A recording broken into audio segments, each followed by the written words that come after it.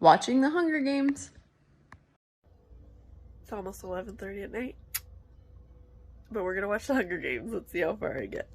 Literally, my favorite thing about it being Summit is this.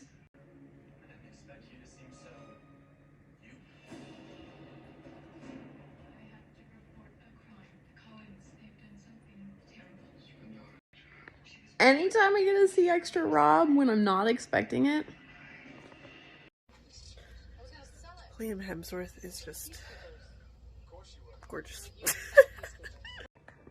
I don't totally like how they explain the Hunger Games to us, like with the words coming on the screen.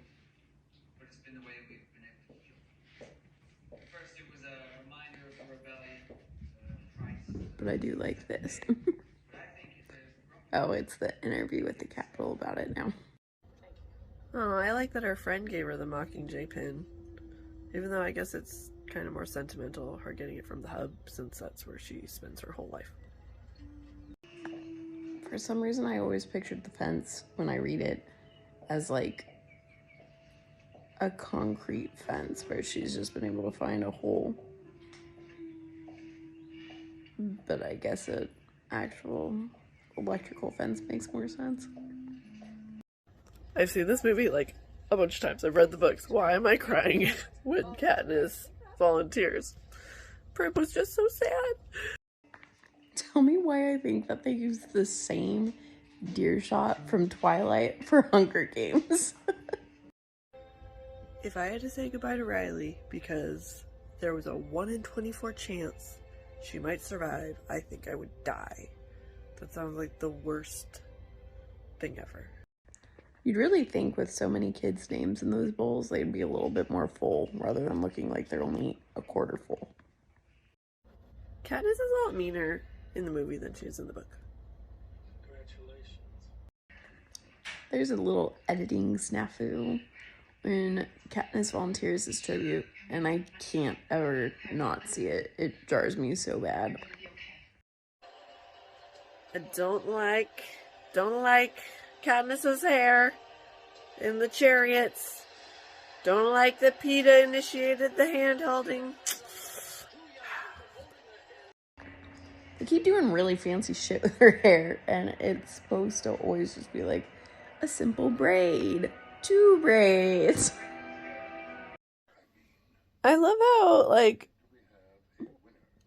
Katniss's score gets shown, and everybody's like, oh, Katniss cheered the girl on fire.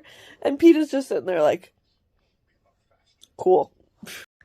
Cinna is literally my favorite character. I love Cinna so much. And when they cast Lenny Kravitz as Cinna, it made me even more excited. I really do like how we get the behind the scenes, like with the game makers or the interviewers, because in the book it was just first person, so that's pretty cool. Why would they give District 12 the penthouse? Like, that makes no sense. Why, if he just said that, I don't know. I don't know if I like or don't like that Haymitch can send notes with the what are they called? Parachutes. I like it and I don't. Okay, it's super creative that they're using the Caesar and all them to the hosts to explain things like what tracker jackers are, since that was all in her mind in the book. They don't have a separate fashion designer for Peeta. And if they do, they don't really show it. Katniss just goes and, like, changes Rue's theme. Like, she just sang a song. Do, do, do, do. And then Katniss is like, nah. Do, do, do, do. Because I'm depressing. We see President Snow a lot more in the movie, when in the book, he's literally just in the last chapter. Like, why am I, like, about to start crying over Rue? Oh my gosh. It's so weird. This is such a mix of, like, high-tech stuff and not high-tech stuff. I love that we see the uprising that District 11 is doing because Rue died. Once in the Hunger Games, the movie goes so quick. And, like, 3/4 of the book is the games.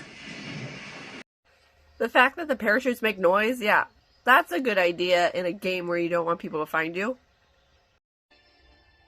I don't like that Kato has his redeeming speech at the end there. He's supposed to be a snothead to the end. I always pictured the supplies being inside the cornucopia, not outside of the cornucopia, when Katniss is going to ruin the careers' supplies. So I just think that's a little weird.